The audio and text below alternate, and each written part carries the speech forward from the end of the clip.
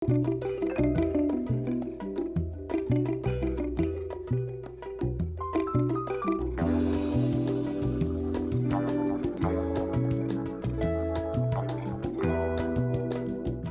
noite. No início deste mês, os moradores de Ibimirim, sertão do estado, ficaram amedrontados com o primeiro surto de doença de Chagas aguda registrado em Pernambuco. 77 pessoas foram expostas e 27 delas obtiveram a confirmação da doença. No entanto, ninguém viu na cidade um barbeiro sequer, o inseto transmissor da doença de Chagas. Desde então, a Secretaria de Saúde do Estado vem trabalhando com a hipótese de que a transmissão ocorreu pela ingestão de alimentos contaminados. Segundo o Ministério da Saúde, a transmissão oral já corresponde a 9% dos casos. O Opinião Pernambuco de hoje vai tirar todas as dúvidas sobre a doença de Chagas. E para conversar conosco, convidamos Felipe Prohaska, infectologista, Marcela Abá, superintendente do programa SANAR, e Wilson de Oliveira Júnior, cardiologista e fundador da Casa de Chagas. Você pode participar enviando perguntas para o número do WhatsApp, anote aí, 819-8830-7098. Não se esqueça de colocar seu nome e local onde mora no início da mensagem. Este programa também está sendo exibido pela internet no endereço ufpe.br/NTVRU e no aplicativo UFPE Play. Boa noite, bem-vindos e bem-vinda hoje aqui à Opinião Pernambuco para tratar dessa questão que de repente veio à mídia, né? Uma doença que já está aí muita gente sofrendo, mas que agora com esse surto voltou à tona.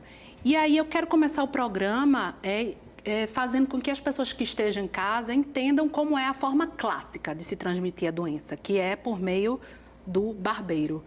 Como é que é essa contaminação? Vamos explicar a doença do início e da maneira clássica. A forma clássica ocorre pela picada do barbeiro.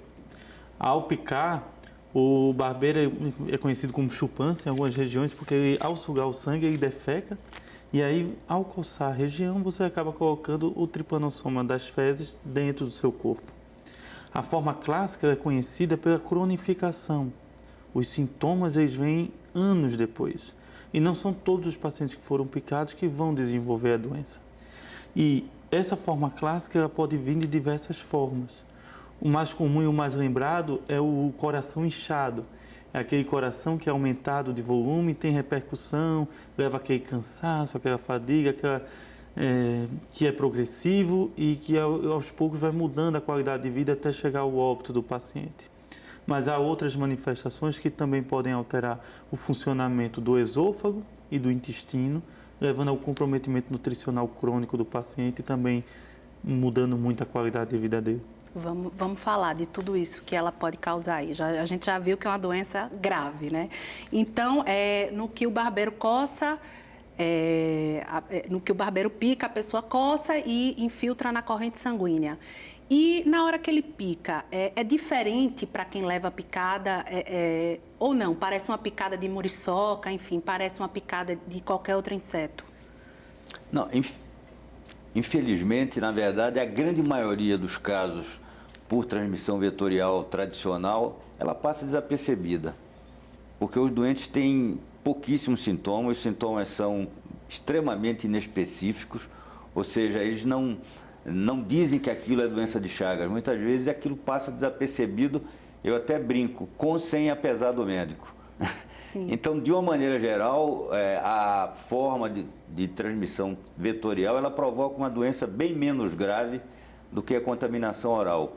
Por que isso? Provavelmente o inóculo, ou seja, o número de parasitas, quando você ingere, é bem maior e a mucosa do intestino facilita isso. Então, quando nós comparamos, por exemplo, os sintomas da forma tradicional, que seria a picada, como bem colocou Felipe, é bem diferente. Há, inclusive, sintomas que nós não temos na forma vetorial. Por exemplo, hemorragia digestiva, dor epigástrica, praticamente todos referiam, né, Felipe? Então, existe essa diferença. Essa não é uma forma nova.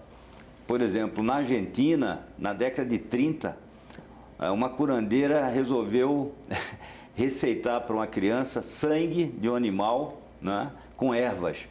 E esse menino desenvolveu uma doença aguda, infelizmente veio a falecer, e a necrópsia se verificou que era uma chagas, digamos assim, extremamente grave, e o menino veio a óbito. No Brasil, o primeiro surto de contaminação oral, ele foi relatado no Rio Grande do Sul na década de 60. Provavelmente o gambá, que é um reservatório, o que é que significa isso? É um animal que tem a doença, mas convive bem, é um casamento tranquilo. Mas ele urinou na merenda e também como o Felipe colocou, as fezes do barbeiro, mas também no caso dos reservatórios, eles também podem transmitir a doença. E uma coisa que eu acho que é importante é que a doença de Chagas, como mais 17, elas são negligenciadas, ou doenças órfãos. Então, o que é isso? Uma doença órfã é aquela que a indústria farmacêutica não tem nenhum interesse em investir. Para você ter uma ideia, a única droga que nós temos no Brasil tem 46 anos. Não é uma droga, digamos assim, que nós gostaríamos de ter uma droga bem mais eficaz e com menos efeitos colaterais. Mas não há interesse. Agora, Marcela, inclusive, é exatamente isso que é o Projeto Sanar, né? Tem a ver com essa questão exatamente de doenças negligenciadas. Fala um pouco o que é o Projeto Sanar. Isso. Era um projeto e aí no quadriênio posterior passou a ser um programa, né? Pela proporção que ele tomou. É justamente, como o Dr. Wilson falou, para essas doenças que são negligenciadas, consideradas negligenciadas, o governo do estado optou por investir nessas doenças. Então, criou um programa específico para elas. Nesse programa, a gente tem municípios prioritários, que são os municípios que têm a situação mais crítica, digamos assim, de cada uma dessas doenças. Então, nesses municípios prioritários, a gente dá uma atenção maior. Não é que a gente deixe os outros de lado. Todos são vistos enquanto o programa de forma geral. Mas as estratégias prioritárias, estratégias maiores, digamos assim, investimento maior, é para os municípios que têm a pior situação. Fora Chagas, que outras doenças? Só para quem está em casa entender. Quais são essas doenças negligenciadas? Leishmaniose visceral, Chagas, tracoma, geomentíases, esquistossomose, filariose linfática, hanseníase e tuberculose. Certo. 8. Então, são essas doenças que esse programa vai focar. Agora, vamos falar um pouquinho do que ocorreu lá em Ibimirim, para quem está em casa poder entender, né?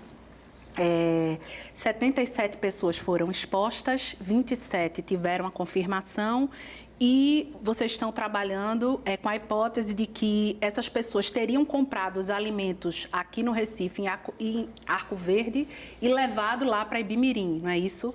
É isso, a ideia do surto veio por meio desses alimentos.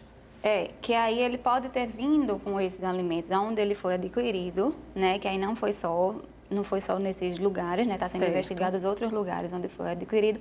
Mas ele também pode ter sido, aí pode ser, onde comprou, no lugar do transporte, por exemplo, na carrocinha que transportou as frutas, as verduras. Se tiver um triatomínio, que é o barbeiro, ele poderia também ter sido lá e aí chegar até o local do evento. E pode ter sido no próprio local, no próprio município também. Certo. Né? Por isso que a gente tem várias linhas de investigação, digamos assim, e uma delas é para buscar o triatomínio, né? O vetor. Então, não se chegou ainda, na verdade, ainda não se sabe o que é que causou esse surto lá no sertão. A gente vem atualizando as informações diariamente, porque sempre vai reforçando com os pacientes e sempre vão lembrando mais. Imagine, o que você comeu no seu café da manhã ontem? Agora imagine você lembrar 40 dias atrás o que você comeu. Foram 92 tipos de alimentos diferentes e 7 refeições feitas. Aí vocês saíram perguntando de um isso por um. Isso tudo foi levantado, um grupo do Estado fez isso de forma magistral, foi ao local, fez o levantamento, conversou com todas as pessoas que prepararam a comida, entender como é que ela foi preparada, onde ela foi guardada, onde ela foi comprada, como ela foi trazida. Então, lembrar também que esse material todo foi consumido, então não sobrou nada para a gente poder investigar também diretamente da comida. O que podemos fazer agora é tentar descartar os vetores e os reservatórios naturais da região, ou seja, a presença do barbeiro, a presença do triatomínio no local, e não só no local, como numa região ao redor, que isso vem sendo feito, nessa região ao redor, e ao encontrar, recolher recolher ele para ver se ele tem um tripanossoma também, para Sim. saber se ele é possível de causar esse Porque contágio. nem todo barbeiro pode transmitir chagas, né, doutor Wilson? Na verdade, isso. Como o Felipe colocou agora, nem todo barbeiro tem competência para transmitir chagas. Porque, veja bem, tudo indica que a doença de Chagas é uma doença pós-lusitana. Porque, na verdade, ela sempre existiu, né, como uma zoonose entre os animais. A ideia é que essa doença tenha chegado exatamente após o desmatamento. Aqueles barbeiros que viviam na sua floresta tranquilo, no momento que você desmata, ele começa então a invadir a sua casa. A gente invadiu a deles primeiro, na verdade, né? a gente brinca. Exatamente. Então, a ideia, né, é que essa questão foi, de certa maneira, o homem também tem aí uma responsabilidade grande por esse desequilíbrio ecológico que foi colocado.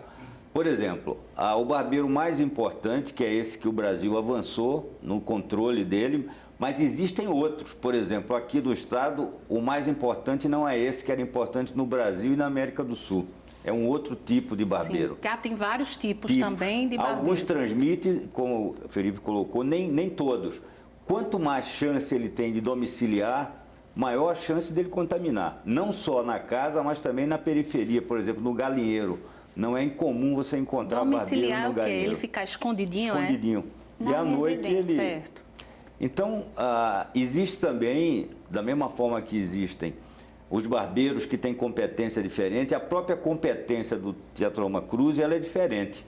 Por exemplo, há trabalho mostrando que o Trypanosoma do Sul tem uma agressividade e ele se transmite muito mais por via materna do que o Trypanosoma daqui, que é uma outra coisa que nós estávamos conversando, Felipe, segundo momento é identificar que tipo de cepa a gente realmente é responsável pelo surto. Por que isso?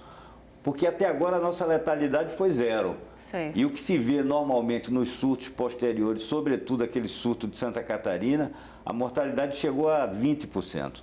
Então, há dois aspectos aqui. Primeiro, eu acho que não se pode deixar de elogiar esse trabalho harmônico do Sanar, do LACEN, que são exatamente eles que fizeram o exame, encontraram lá o parasito, a parte de epidemiologia também. Então, tudo isso foi feito numa equipe que funcionou harmonicamente, cada um dando a sua contribuição. Então, eu acho que isso foi fundamental. Jamais a Casa de Chagas, isoladamente, conseguiria enfrentar esse surto. Agora, Marcela, tem a ver também essa contaminação com higiene? Higiene também é um fator importante aí nessa transmissão? Sim, tanto a higiene, né, do domicílio, por exemplo, na transmissão vetorial, é importante que os quadros, eles tirem os quadros para verificar, para limpar atrás, levantar o colchão, para limpar o colchão, né, tampar as frestas que tiver, porventura, na casa. Então, é importante, sim, a higiene. Como ele falou, o doutor Wilson falou, a questão do galinheiro. Então, tentar, obviamente, né, que tem a questão cultural e tem a questão das condições da nossa população. Mas, assim, quando puder, deixar mais afastado, porque quanto mais próximo ao domicílio também, mais isso é um fator que contribui para que o barbeiro ele chegue, né, mais perto das pessoas. Sim. No domicílio. Então, são as medidas. Então, além dessa questão, vamos entender. Então, 27 pessoas foram para o Hospital Oswaldo Cruz e ficaram lá internadas. Na verdade, nós montamos uma estrutura, certo. Oswaldo Cruz, Casa de Chagas, Procap, Secretaria Estadual de Saúde, LABENDE, LACEN, Sanar. Foi muita gente. E eu vou... Fiocruz. Sim. E foi um grupo de biomédicos, microbiologistas, de infectologistas, de cardiologistas, a regional de clínica. De saúde também, né, a quarta Geres tem que ser citada e ser elogiada, que é a responsável por Arco Verde e Ibimirim, também pelo trabalho que eles têm feito. Então, assim, o grande motivo de uma letalidade baixa se passa, sim, não sabemos ainda o subtipo do tripanossoma, que é uma das coisas a serem avaliadas, mas o engajamento de todas essas equipes terem se unido, internados, os pacientes estavam em hospitais particulares, estavam em hospitais da rede estadual em outros locais, então foi definido que ia se juntar os pacientes dentro do Oswaldo Cruz, a Casa de Chagas se mudou para a enfermaria do Oswaldo Cruz, que depois eu vou perguntar mais da Casa de Chagas também. Se mudou para dentro do Oswaldo Cruz. Os microbiologistas foram para o Oswaldo Cruz e lá dentro foi possível ser feito todo esse estudo quando nós ainda não sabíamos o que era, porque foi uma doença muito difícil de ser diagnosticada, é uma doença difícil de ser diagnosticada. Nós não tínhamos um surto no estado para poder colocar o Pernambuco na lista de contágio por via oral. Sim. E imaginar que tudo isso conseguiu ser concluído, 77 pacientes terem sido vistos, examinados e realizados exames. Esses números que vão se atualizando todo o momento. Hoje nós temos 40 pacientes fazendo medicação, com 30 confirmações, 15 internamentos, 3 pacientes com cardites graves. Mas ninguém faleceu por conta do pensar surto. que 30 dias depois, com todas as dificuldades de trabalho, olhar para a equipe e no final da reunião uma frase tem que ser sempre repetida: nenhum paciente faleceu num surto desse porte. Vamos para o intervalo, que no próximo bloco eu quero perguntar mais exatamente do diagnóstico. Hoje o nosso bate-papo é sobre doença de Chagas. Voltamos já.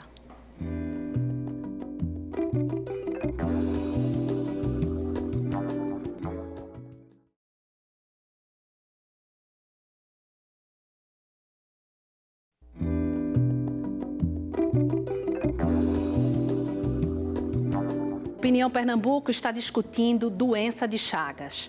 Para participar desta conversa, convidamos Felipe Prohaska, infectologista, Marcela Abá, superintendente do programa SANAR, e Wilson de Oliveira Júnior, cardiologista e fundador da Casa de Chagas. Você pode participar enviando perguntas ou comentários para o número do WhatsApp. Anote aí, 81988307098. Não se esqueça de colocar seu nome e localidade onde reside no início da mensagem. Este programa também está sendo exibido pela internet no endereço ufpe.br/NTVRU e no aplicativo UFPE Play. Vamos falar de diagnóstico. Esse diagnóstico tem que ser sempre clínico e laboratorial, para ser preciso, doutor Wilson? Sim. Normalmente, por exemplo, na fase aguda, o que é que ocorre? Você tem muitos parasitas no sangue. Então, normalmente, o diagnóstico é feito encontrando o parasita.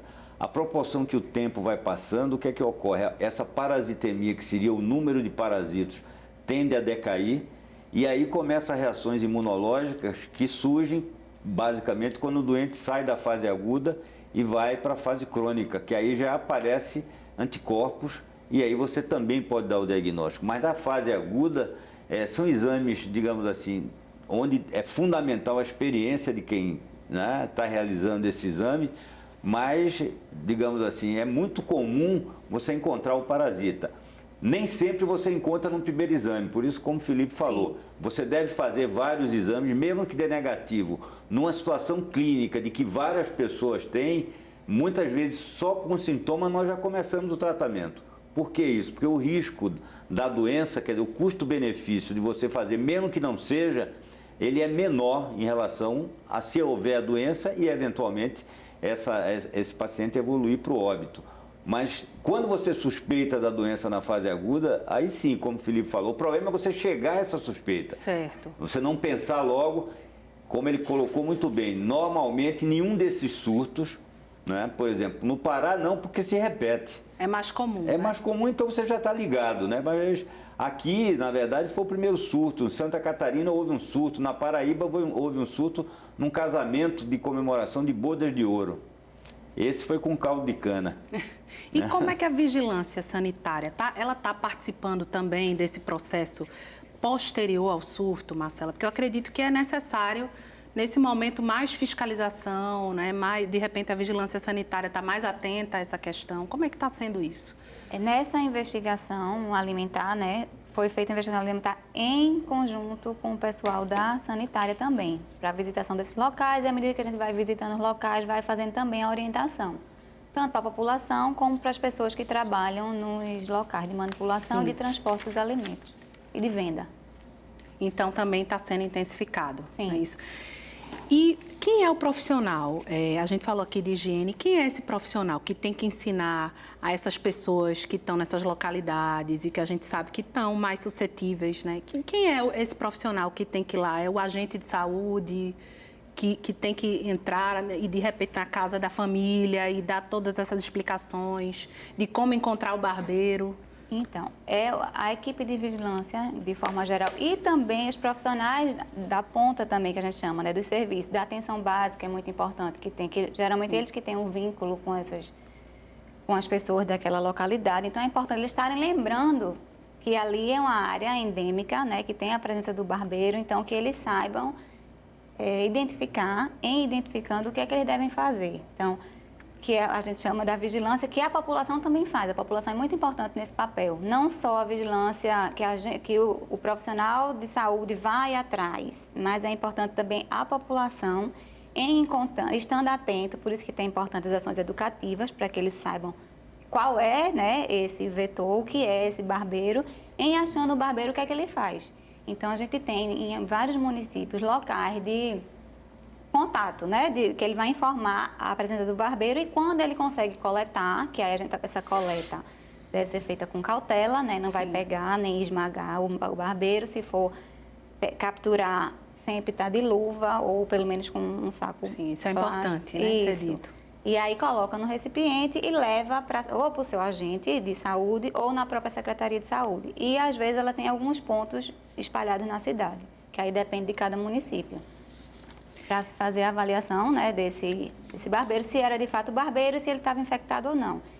Estando infectado, a vigilância em saúde ela vai fazer as medidas de controle, que a gente chama, que é a borrifação para matar o vetor daquele domicílio. O barbeiro tem algum... A gente falou aqui de meio ambiente na hora que falou que o barbeiro veio porque a gente tirou a floresta, né, dele. Mas o barbeiro tem algum predador natural? Tem alguma coisa algum bicho que possa se criar para se diminuir essa população, caso tem essa possibilidade também de combater dessa forma? Controle biológico, Isso, não. Na verdade, o controle hoje ainda é feito através do inseticida. Certo. Um dos problemas que está surgindo... Inseticida normal, desse que se compra aí. Não, é um inseticida específico. Ele é residual, quer dizer, ele continua tendo um efeito. O grande problema é que começou a aparecer resistência do teratomina aos inseticidas. Provavelmente por modificações, não só no Brasil, como na Argentina também. Sim.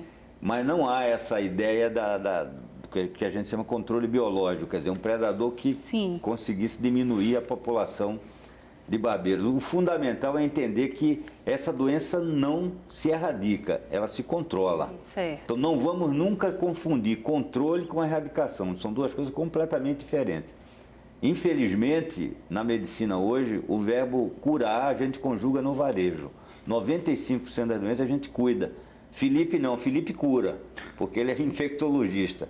Então, nos outros casos, são doenças crônico-degenerativas, multifatoriais, né? Então, é completamente diferente do passado. O que levava à morte no passado eram as infecções, né? Mas agora mudou. Mas ainda é uma doença que mata. Sim, né, doutor Felipe? Ainda tem gente morrendo por conta de doença de Chagas, né? Para tudo, inclusive para infecção. 6 mil por ano no Brasil. Sim. Porque o controle da doença, ele diminui a mortalidade. Mas o mais importante é o controle da morbidade, a qualidade de vida do paciente. Né? E quando a gente vem falando de doenças crônicas, hoje o mais importante é o quê? O paciente está vivendo mais. Mas também não quer dizer que ele está tendo uma melhor qualidade de vida. Isso é o mais importante. Porque às vezes, antes morria com 60, agora está morrendo com 90. Mas se ele está numa cama preso desde os 50, a qualidade de vida dele não é uma boa qualidade de vida. Então isso é frente à hipertensão, diabetes, AVC. E aí, por que você tem maior mortalidade nos pacientes idosos, por exemplo? Você tem uma maior mortalidade nos pacientes idosos porque eles têm maiores morbidades. E um dos motivos também para pensar na menor letalidade dos Chagas nesse também surto atual é que 77% era entre 20 e 40 anos, 20 e 50 anos. Sem outras comorbidades, né? Também não eram crianças, né? Exato. 3 crianças, né, Felipe? Eram 3 crianças abaixo de 10 anos, 6 se você considerar até 15 anos. 2 adolescentes, aquela né? de arco-verde, né? Exato. Então, assim, o grupo que ficou contaminado, que foi exposto, na verdade, o grupo de exposição, é um grupo com a qualidade de vida, com a saúde muito boa, sem comorbidade, sem hipertensão, sem diabetes. E isso tem um impacto na sobrevivência deles. Eles conseguiram tolerar a doença, tempo suficiente para ser feito o diagnóstico e conseguem tolerar o tratamento. Sem dúvida. Aí a gente fala que tem alguns alimentos que são mais suscetíveis. Já se falou de cana-de-açúcar, se falou muito no açaí, não é isso? Do bacaba, em Tocantins, que teve também um surto ano passado. Eventualmente o suco de goiaba na Venezuela. Suco de goiaba também. Aqui em Pernambuco, né, a gente está num estado produtor de cana. Teria mais algum alimento que a gente deve estar atento, mas assim, sem o cuidado que a gente estava falando aqui no intervalo, né, doutor Wilson? Com aquele cuidado também de não tornar o alimento... Criminalizar um alimento. Criminalizar, exatamente. Tem algum alimento que a gente deve estar mais atento, Marcela? Veja, é como a gente estava falando, né? A gente não deve incriminar nenhum alimento, porque, teoricamente, todo alimento ele tem essa possibilidade. Os alimentos que são consumidos in natura, né? Porque em alta temperatura, a gente não tem isso. Isso é um dado importante. Então, são os alimentos in natura, normalmente. Isso. Então, assim, o que a gente tem de relato são esses que foram... Primeiro, que tem surto que a gente nem descobre qual foi o alimento. Sim, não chega na identificação do alimento. Sabe que foi alimentar, né? Pelas características, como a gente está tendo agora. Mas aqui, por exemplo, talvez a gente não encontre. Foi esse alimento. Então, é importante para que as pessoas não deixem de consumir. Sim. Não deixem de consumir o açaí, não deixem de consumir a cana. Obviamente, a pessoa tem que ter cuidado, né? Isso, lavar bem. Lavar, saber da procedência, na cana, né? Onde está sendo moída lá a cana processada. Ter condições de higiene também. Porque aí o barbeiro pode ser moído junto ali com a cana, né? Essa é a questão. Infelizmente. E os maiores surtos alimentares, o alimento não foi detectado e o que foi definido foi a presença de marsupiais ou roedores infectados. Que por consequência, né? Você acaba considerando que ele foi o culpado, mas na verdade foi aquela investigação. Não encontrei o alimento, parti para os animais da região e encontrei o tripanossoma nesses animais, seja vetor ou reservatório. Certo. Os maiores surtos alimentares foram assim, porque o alimento foi consumido. Claro. O alimento foi consumido. E é interessante lembrar isso, que, na verdade, esses outros surtos, eles, no início, também não se tinha experiência. Né? É claro que, eu espero que isso não ocorra de novo, mas é claro que se houver um segundo surto, uma série de coisas que a gente primariamente seguiu, né? E por isso era realmente uma curva de experiência, né? Curva de aprendizado, como a gente chama, para todos nós. Né? Uma coisa é você ter todo o embasamento teórico, outra coisa é você viver. E outra coisa que eu achei assim, muito interessante é a serenidade com que esses pacientes receberam. O fato de ter uma religiosidade. Ontem, na quarta-feira, na conversa com eles, eu perguntava exatamente isso. E muitos diziam que aquilo fazia parte da vida, né? E que eles foram para um encontro religioso. Exato. Lá em Bimirim, então eu acho que essa questão espiritual aí e a religião, eu acho que elas fizeram uma diferença também, além da colocação que Felipe fez, da idade. Por exemplo, qual é o grande problema hoje do paciente com Chagas? É o envelhecimento, porque aí você começa a ter o paciente com Chagas, com doença coronária, com diabetes e com câncer. Então já mudou, além da doença de Chagas, você tem as doenças democráticas. Chagas é uma doença não democrática, né? Ela é gerada pela pobreza, e cria mais pobreza. Então é um ciclo desvirtuoso, né? Então, esse nosso doente, a média de nossos pacientes é 62 anos, hoje. E outras formas de se contrair Chagas? Porque a gente sabe que não é só pelo barbeiro, não é só pelo alimento, que outras maneiras? Transplante. Você pode tem a transmissão vertical da mãe para a criança, é uma possibilidade. Transplante, uma pessoa que transplanta um órgão infectado para outra que vai receber, é uma possibilidade quem já também. teve Chagas não pode mais ser Não é doador. um fator limitador, mas hoje no Brasil nós investigamos Chagas em todos os pacientes que doam órgãos, pelo risco de você desenvolver a doença no que vai receber. Ah, certo. Então hoje no Brasil essa investigação é realizada. Nós temos os pacientes que têm inoculação direta, por exemplo, quem trabalha em laboratório, que tem um acidente ocupacional e acaba implantando o tripanossoma. Nós temos a transfusão sanguínea, que o HIV, na década de 80, revolucionou os bancos de sangue, impedindo que essa transfusão acontecesse. Pós-HIV, o sangue tem uma qualidade completamente diferente, para melhor. O senhor uma vez falou até da porcentagem de transmissão. É diferente, né? Como caiu. 25%, né? Era 25% e hoje não existe mais. 0,2%. Então, como era antes do HIV, era 25% da transmissão. Imagina em regiões como Minas Gerais, por exemplo. E hoje é irrisório, né? Então, nós temos transplante, nós temos a passagem da criança, leite materno. Existe uma possibilidade que nunca foi comprovada, quer dizer, que há uma possibilidade, mas que não há comprovação, que é pela via sexual. Então, nós estamos tentando investigar isso nesse surto, que é uma coisa que não foi investigada em surtos anteriores. Nós vamos aprendendo com os erros e os acertos que foram feitos nos surtos anteriores. Porque surto não tem experiência, tem vivência. Tem o que aconteceu, o que eu fiz, o que eu poderia ter feito. O melhor médico é o médico do dia seguinte. Ana, só lembrando a questão do leite. Veja bem, é importante porque a questão da amamentação é fundamental. Claro. O único momento em que a gente pede para não amamentar é quando existe alguma ferida no mamilo. Porque aí a contaminação poderia ser via sanguínea. Porque o percentual que é eliminado no leite é mínimo. Entre você deixar de amamentar, né, e amamentar, o risco maior, o benefício do aleitamento é muito maior do que o risco de você transmitir se não houver nenhuma, solução de continuidade da mama. Então a gente sempre estimula que a amamentação seja feita por isso aí. Ótima essa explicação. Vamos para um outro intervalo para a gente continuar a nossa conversa. A gente volta em poucos minutos hoje com o tema doença de Chagas.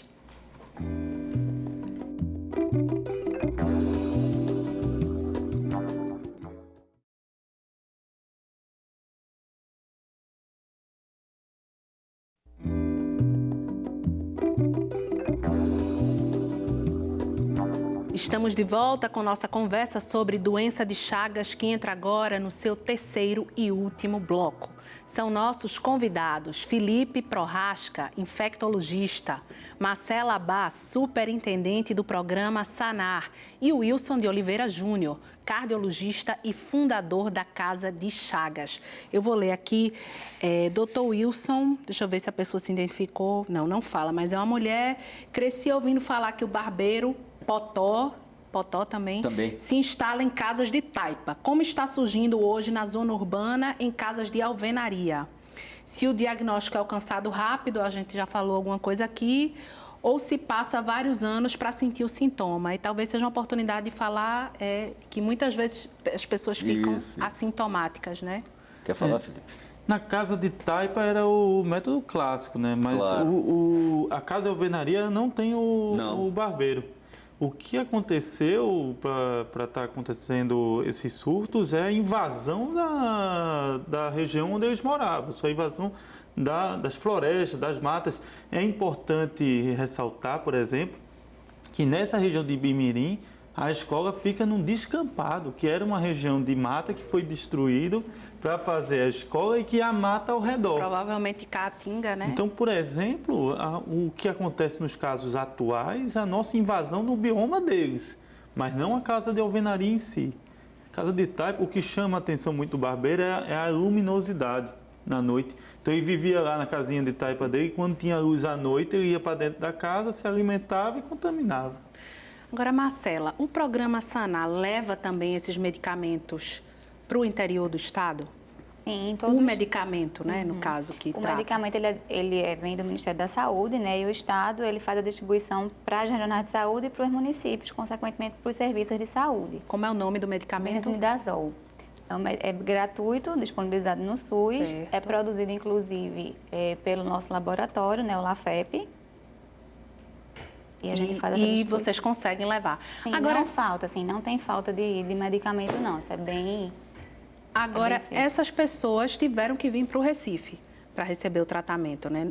Na verdade, foi um evento, Sim. Foi um evento inusitado, né? Foi um surto com 77 pessoas expostas e o nosso serviço de referência para Chagas aguda é o Oswaldo Cruz. E para Chagas crônica é a Casa de Chagas. Certo. Então, assim, como foi um evento dessa importância, até pela questão da investigação, para fazer toda a triagem, o acompanhamento, né, melhor desses pacientes, a gente optou por trazer todos para cá. Mas um paciente no interior, ele tem como se tratar hoje de doença de Chagas?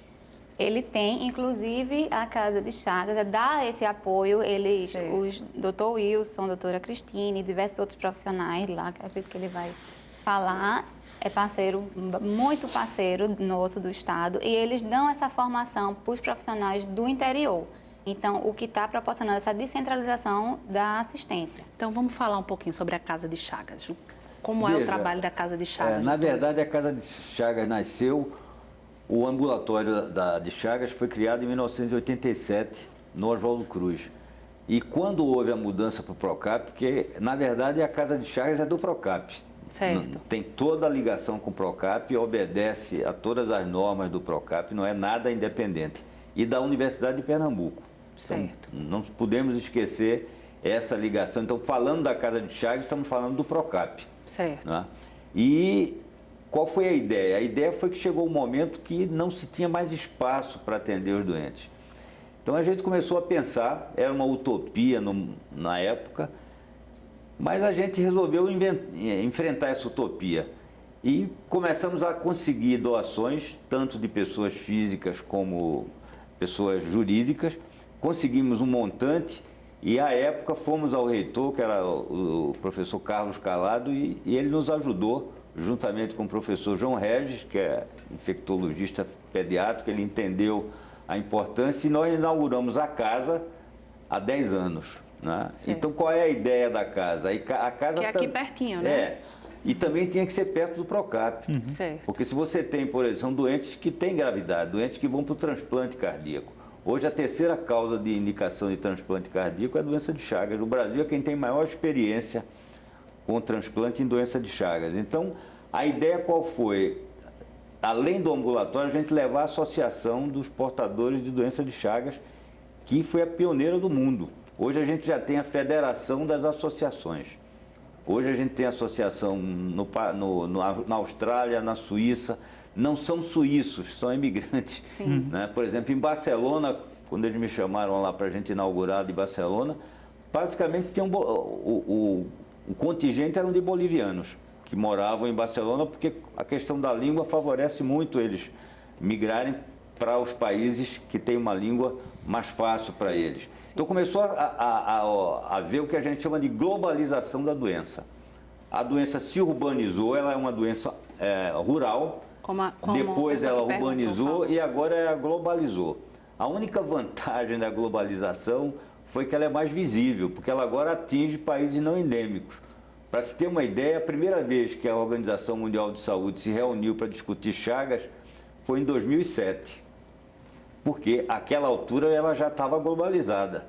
Então, e o pior, esses pacientes são, na maioria das vezes, indocumentados.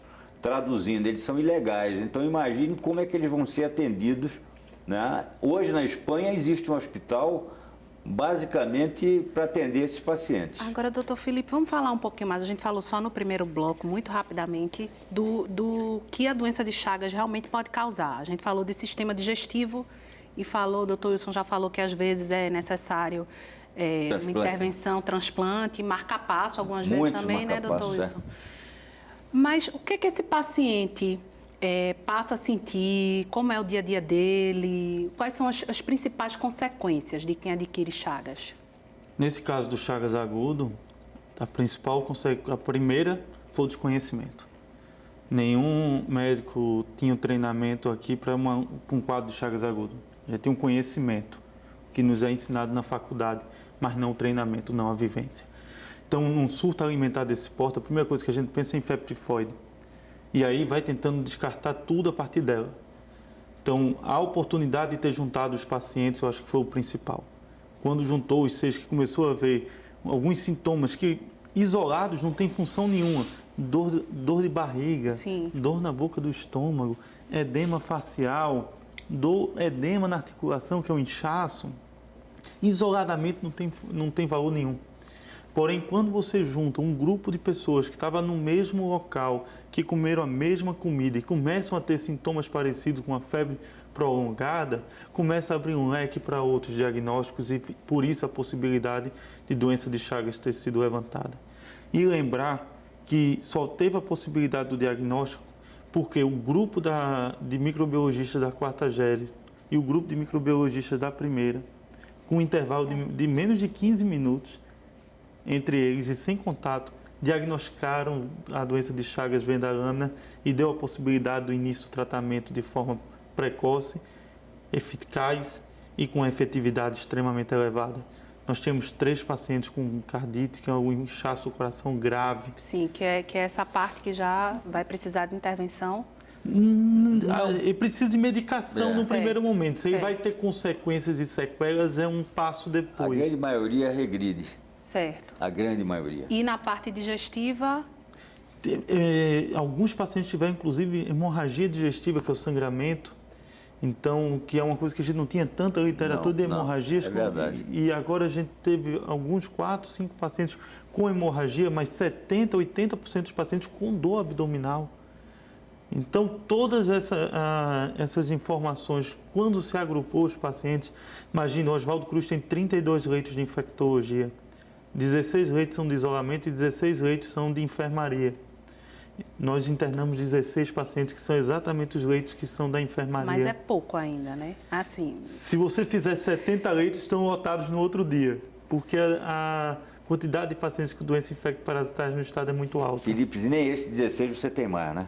E nos 16 leitos que a gente internou esses pacientes, eles oficialmente vão ser fechados amanhã por falta de pessoal.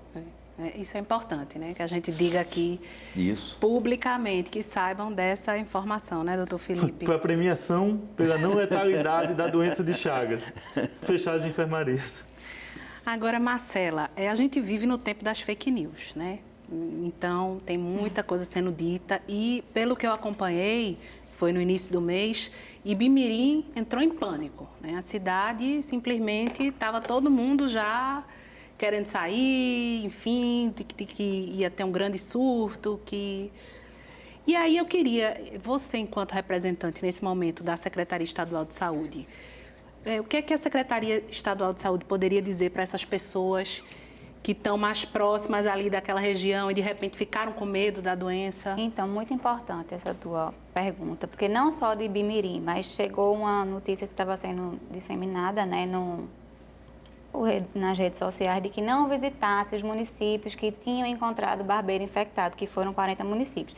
Na verdade, isso é até um ponto positivo, porque significa que o município está vigilante, né? Então, tem município que ele tem a presença do barbeiro e que não aparece lá nas nossas estatísticas, entre aspas, nos nossos bancos de dados, porque a vigilância não está trabalhando de forma adequada e nem a população também está colaborando. Sim, como eu disse no sim. início, né? A gente tem a vigilância por forma ativa, que é quando o profissional da vigilância vai atrás, mas também passiva, que é feita por meio das pessoas da comunidade. Então, não tem isso, foi um evento isolado, né? Como a gente disse, ele pode ter vindo do município, mas ele pode também ter vindo de outro município, né? Então, Sim. não tem esse sentido. Não tem essa necessidade Não de pânico, tem né? de pânico, de continuar indo. As pessoas da escola também ficaram, né? Que sediou o evento. Com medo, não queriam ir mais para a escola. Então, a gente fez esse esclarecimento que não tem esse motivo de pânico. Tanto é que as pessoas não estavam... Se fosse desse jeito, ia ter um monte de barbeiro, né? E não foi isso. Pode ter sido um barbeiro, 2 barbeiros, ninguém sabe. Então, assim, não tem isso. Foi um evento isolado, uma questão pontual e por transmissão oral. Agora, obviamente, onde tem a presença do barbeiro, a gente tem que tomar cuidado. Claro, claro. E as crianças da escola foram investigadas. Isso, né? a gente está... A família toda tem que ser testada quando se descobre que um Claro, toda vez familiar que você tem. descobre um paciente com Chagas, a gente faz o que chama busca ativa. Por exemplo, se você tem uma mãe com Chagas, você chama os filhos para ver se houve a transmissão vertical de mãe Certo. para filho. E é importante também entender que nem toda a gravidez transmite. Por exemplo, nós temos casos em que 2 filhos houve a transmissão e outros 4 não tinham a transmissão.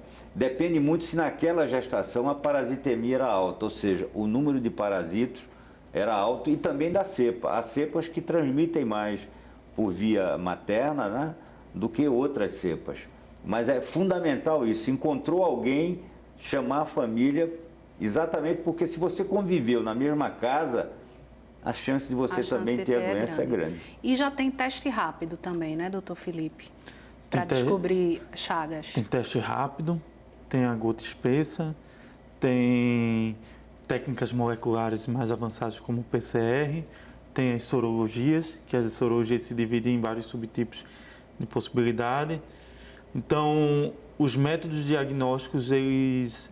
Agora, você não tem uma doença com tanta frequência na fase aguda para ter assim, uma dinâmica de saber qual é o melhor e qual não é. Sim. Então, num surto como esse, nós fizemos vários métodos. Né? Vários métodos. Até para conseguir diagnosticar, isso, né? Isso. Para diagnosticar e outras. Estamos aprendendo agora com o resultado desses métodos, porque como nós temos 77 pacientes expostos, que fizemos testes em todos eles, métodos moleculares são bastante caros. Mas foi o Estado e a Fiocruz e a CEM e o ABN fez questão de fazer. Estão fazendo controle dos que já fizeram. Então, são métodos de diagnóstico que, ao final disso tudo, nós vamos aprender e saber o quanto eles são importantes, o grau de eficácia que eles têm. Doutor Wilson, quem quiser ajudar a Casa de Chagas pode, está aberta a doações. Bom, seria extremamente importante. Então, como a gente falou antes, a doença de Chagas não é democrática, ela atinge basicamente a população socioeconômica mais, digamos assim, mais desfavorecida. E o tratamento dos pacientes que já têm a doença no coração não é um tratamento, digamos assim, pouco dispendioso. Em média, são 5 remédios, não é? Alguns a gente consegue pelo Estado, outros não. Então, há toda essa campanha, por exemplo, a gente tem lá, adote um paciente, que você adotaria o paciente no sentido de dar a medicação. Você tem também o Coração Solidário e existe o Bazar. Esse é o que eu acho que, na verdade, nesse momento, o Bazar é aquele que realmente rende mais, porque a gente consegue dar o almoço aos voluntários, que são pacientes que se candidatam a ser voluntários. Isso é muito importante, porque aí nós temos o que chamamos de paciente esperto, ou perito, o paciente perito. O que seria isso? O paciente que conhece a doença e ele vai falar para aqueles novos, por exemplo, o marca-passo. Muitos ficam pensando que o marca-passo é uma série de aspectos. Ele não saía na chuva, porque diziam que ia atrair o raio. Eles não ouviam um radinho de pilha, porque diziam que iam parar o marca-passo. O que é que a gente fez? Pessoas que já tinham marca-passo há anos. Eu lembro bem do seu Manuel que ele tinha 8, ele já tinha trocado um marca-passo 8 vezes. Então é muito mais fácil alguém que tem a doença e conheceu a doença, que a gente chama conhecimento experiencial. Ou seja, você tem um conhecimento porque você é o dono da doença e você tem que ter voz. Hoje, fundamentalmente, com as associações, a ideia é essa, é dar voz ao paciente. Não é nem dar voz, ampliar a voz do paciente. Né? Então, hoje ele tem uma participação muito mais ativa do que aquela relação paternalista, onde havia uma simetria ainda maior, né? Entre o médico e o paciente. Agora, só para a gente encerrar o programa, onde é que fica a Casa de Chagas? Aqui do lado do Oswaldo Cruz. Na verdade, a Casa de Chagas fica na Álvares de Azevedo, 220, e praticamente defronte do hospital do Procap, pertinho do Oswaldo Cruz. Ok. Muito obrigada hoje por todos os esclarecimentos. Acho que quem estava em casa nos assistindo conseguiu saber muito mais sobre a doença de Chagas. Obrigada também a você pela audiência e até o nosso próximo encontro.